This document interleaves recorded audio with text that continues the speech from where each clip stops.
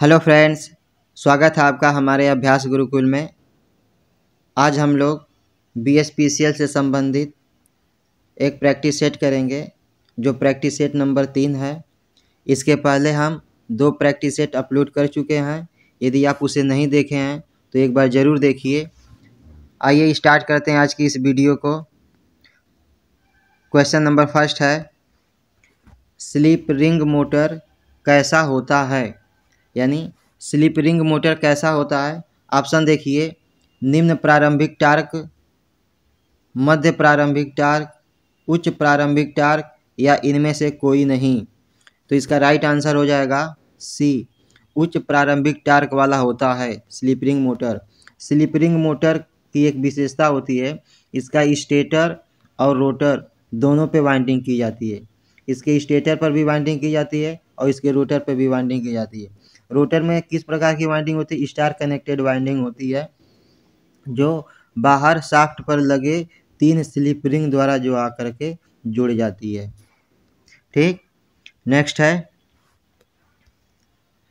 प्रेरण मोटर का फ्रेम किस धातु का बना होता है। ऑप्शन देखिए, सिलिकॉन इस्पात का, कच्चा लोहा, एल्यूमिनियम या नरम इस्पात। तो इसका राइट आंसर हो जाएगा बी, कच्चा लोहा। यानी प्रेरण मोटर का फ्रेम जो होता है वह कास्ट आयरन यानी कच्चा लोहा का बना होता है। नेक्स्ट है, इंडक्शन मोटर का टार्क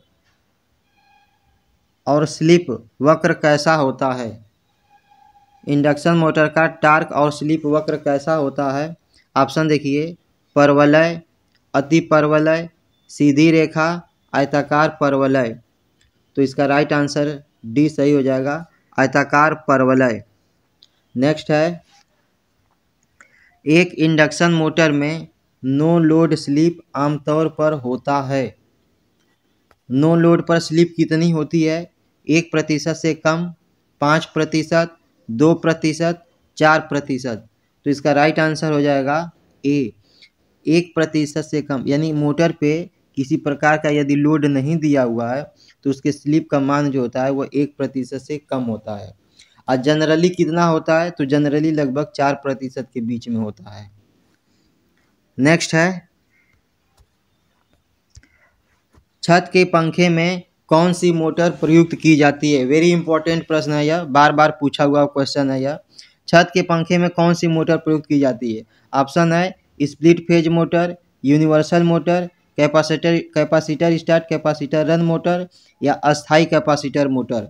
तो इसका राइट आंसर डी सही हो जाएगा, अस्थाई कैपेसिटर मोटर जो है हम सीलिंग फैन में प्रयोग करते हैं, जो हमारे घरों में लगे होते हैं वो ज़्यादातर यही मोटर होते हैं। नेक्स्ट है, वैक्यूम क्लीनर में कौन सी मोटर लगाई जाती है। वेरी इंपॉर्टेंट, ये क्वेश्चन बार बार पूछा जाता है और BSPCL टेक्नीशियन के पेपर में भी ऐसा क्वेश्चन आया हुआ है। तो वैक्यूम क्लीनर में कौन सी मोटर प्रयोग की जाती है। ऑप्शन देखिए, प्रतिकर्षण motor, hysteresis motor, universal motor या तुल्यकालिक मोटर। तो इसका राइट आंसर सी सही हो जाएगा, यूनिवर्सल मोटर हम प्रयोग करते हैं वैक्यूम क्लीनर में। अच्छा, यूनिवर्सल मोटर AC और DC दोनों सप्लाई से चलती है। ठीक, ये बात ध्यान रखिएगा। नेक्स्ट है, एक स्मूथ बेलनाकार प्रकार के रोटर का रोटर व्यास और अक्षीय लंबाई कैसी होती है। ऑप्शन देखिए, छोटा व्यास, छोटी अक्षीय लंबाई, बड़ा व्यास, बड़ी अक्षीय लंबाई, बड़ा व्यास, छोटी अक्षीय लंबाई, छोटा व्यास, बड़ी अक्षीय लंबाई। तो इसका राइट आंसर डी सही हो जाएगा। यानी स्मूथ बेलनाकार रोटर जो होता है उसका व्यास छोटा यानी पतला होता है और अक्षीय लंबाई यानी ये लंबाई जो होती है वो ज़्यादा होती है। अगर यही सेलिएंट प्रकार का रोटर होता तो उसके लिए ऑप्शन जो है सी सही हो जाता। उसका व्यास जो है बड़ा होता लेकिन अक्षीय लंबाई जो होती है वो कम होती। ठीक, ये ध्यान रखिएगा, ये बहुत ही इंपॉर्टेंट क्वेश्चन है, बार बार एग्जाम में पूछा जाता है। बस थोड़ा सा ध्यान हटता तो क्वेश्चन जो है आंसर जो इसका गलत हो जाता है। नेक्स्ट देखिए, एक अल्टरनेटर में वोल्टेज ड्रॉप खाली स्थान होता है। एक अल्टरनेटर में वोल्टेज ड्रॉप कैसे होता है? ऑप्शन देखिए, केवल आर्मेचर प्रतिरोध से, आर्मेचर प्रतिरोध और रिसाव रिएक्टेंस से, आर्मेचर प्रतिरोध, रिसाव रिएक्टेंस और आर्मेचर प्रतिक्रिया से। नेक्स्ट है आर्मेचर प्रतिरोध, रिसाव रिएक्टेंस, आर्मेचर प्रतिक्रिया और अर्थ कनेक्शन से। तो इसका राइट आंसर हो जाएगा सी। इसका राइट आंसर सी हो जाएगा। अल्टरनेटर में वोल्टेज ड्रॉप जो है वो आर्मेचर प्रतिरोध के कारण होता है, रिसाव रिएक्टेंस के कारण होता है और आर्मेचर प्रतिक्रिया के कारण होता है। नेक्स्ट है क्वेश्चन इसका, तुल्यकालिक मोटरों का मुख्य उपयोग क्या है? ऑप्शन देखिए, लिफ्ट और होइस्ट में, पावर फैक्टर करेक्शन डिवाइस के रूप में, सिंचाई वाले पंप में, इलेक्ट्रिक ट्रैक्शन में। तो इसका राइट आंसर बी सही हो जाएगा। तुल्यकालिक मोटर का प्रयोग जो है पावर फैक्टर करेक्शन डिवाइस के रूप में करते हैं। तुल्यकालिक मोटर एक ऐसी मोटर होती है जिसका सिंक्रोनस स्पीड और रोटर स्पीड दोनों बराबर होता है। नेक्स्ट है, सिंक्रोनस मोटर का संचालन निम्न में से किस पर किया जा सकता है? यानी सिंक्रोनस मोटर को हम कैसे चला सकते हैं?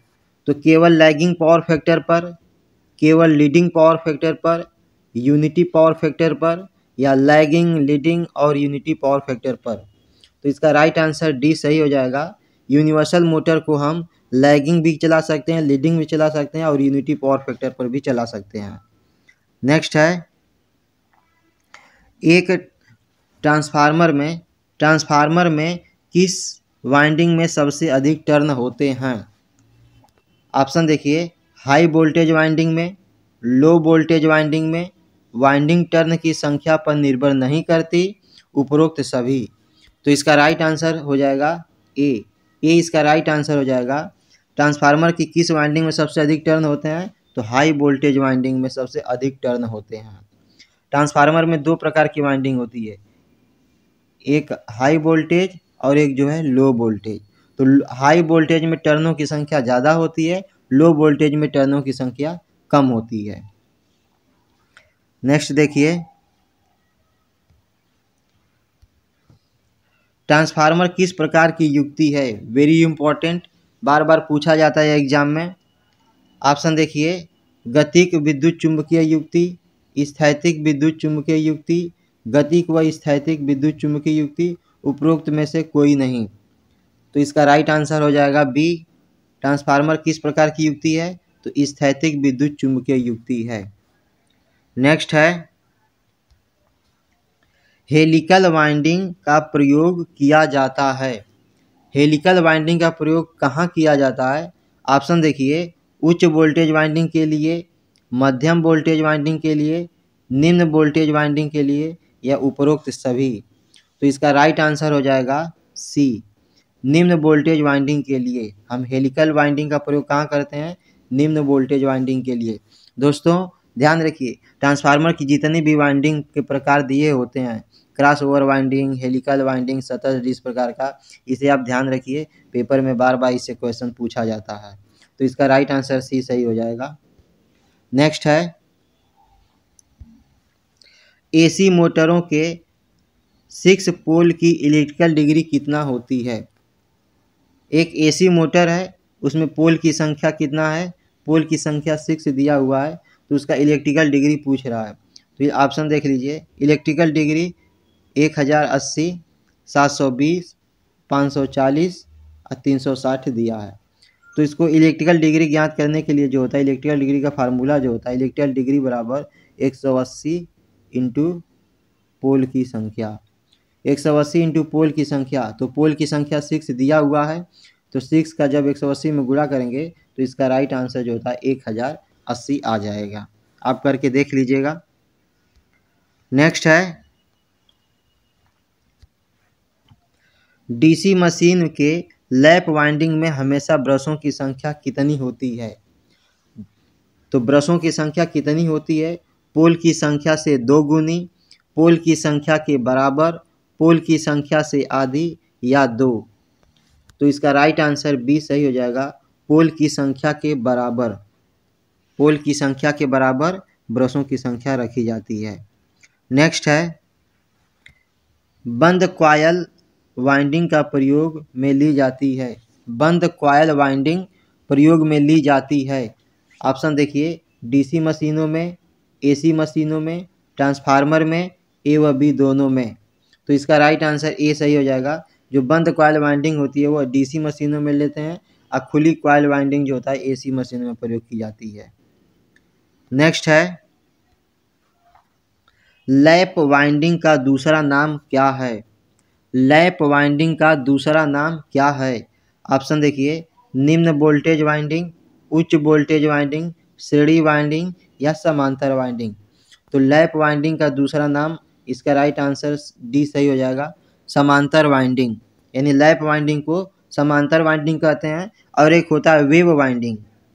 वेव वाइंडिंग, वेव वाइंडिंग को हम श्रेणी वाइंडिंग के नाम से भी जाना जाता है। ठीक दोस्तों, वीडियो बनाने में बहुत मेहनत लगती है। वीडियो को लाइक ज़रूर करिएगा और अगर हमारे चैनल को सब्सक्राइब नहीं किए हैं तो एक बार सब्सक्राइब कर लीजिए। नेक्स्ट है, वाइंडिंग पिच और पोल पिच का अनुपात क्या कहलाता है? ऑप्शन है coil factor, winding factor, pitch factor, उपरोक्त में से कोई नहीं। तो इसका राइट आंसर हो जाएगा पिच फैक्टर। यानी वाइंडिंग पिच और पोल पिच के अनुपात को हम पिच फैक्टर के नाम से जानते हैं। वेरी इंपॉर्टेंट प्रश्न है, यह बार बार पूछा जाता है, ध्यान रखिएगा। नेक्स्ट है, ठोस कोण की इकाई होती है। ऑप्शन देखिए, रेडियन, स्टेरेडियन, कैंडेला, ठोस कोण। तो ठोस कोण की इकाई जो होती है वह राइट आंसर बी सही हो जाएगा, स्टेरेडियन होती है। नेक्स्ट और लास्ट है दोस्तों, ल्यूमेन किसकी इकाई है? ल्यूमेन किसकी इकाई है? ज्योति फ्लक्स की, ज्योति तीव्रता की, लैंप की, उपरोक्त सभी की। तो इसका राइट आंसर हो जाएगा ए, ज्योति फ्लक्स की। ल्यूमेन किसकी इकाई है? ज्योति फ्लक्स की। आपको कमेंट बॉक्स में बताना है ज्योति तीव्रता की इकाई क्या होती है। सो दोस्तों, आज की वीडियो यहीं पे बंद करते हैं। वीडियो देखने के लिए धन्यवाद। और यदि आप हमारे चैनल को सब्सक्राइब नहीं किए हैं तो चैनल को सब्सक्राइब कर लीजिए। बहुत बहुत धन्यवाद।